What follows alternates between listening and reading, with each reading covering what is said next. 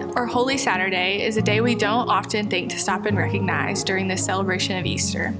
We often recognize the incredible sacrifice that Jesus made on Friday by dying on the cross, and the miracle of the tomb being empty on Sunday.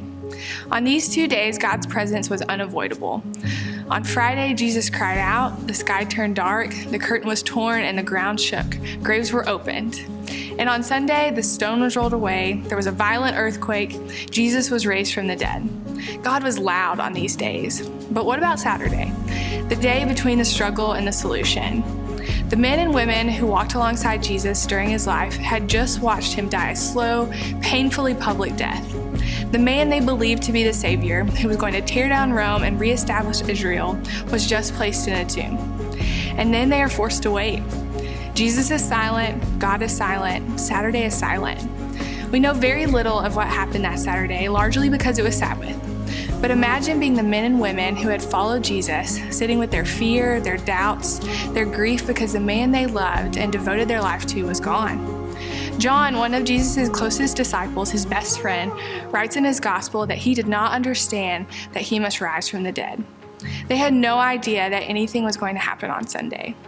But we do know that they waited. And because they waited, they found new life. Because they waited, they were the first to encounter the risen Christ. Those who waited, who stuck around, even in their grief, even in their pain, their confusion, were the ones to hear the good news from Mary Magdalene that the stone was rolled away and was in fact empty. And they are not the only ones that find life in newness and waiting. There are so many of us that are living these silent Saturdays in our lives, where we have heard and experienced the powerful presence of God, but are now sitting in grief, waiting for the solution to the struggle we currently face. But in the waiting, we gain strength. God is working even when we're waiting. Jesus knew God would not leave him alone in the grave, and you need to know that God will not leave you alone with your struggles. His silence is not his absence. Inactivity is never apathy. Saturdays have their purpose. They let us feel the full force of God's strength.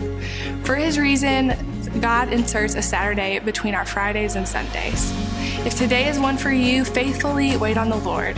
Because if you do, I believe, as Isaiah says, your strength will be renewed and you will soar on wings like eagles and get to experience the new life that the Lord has waiting for you on Sunday.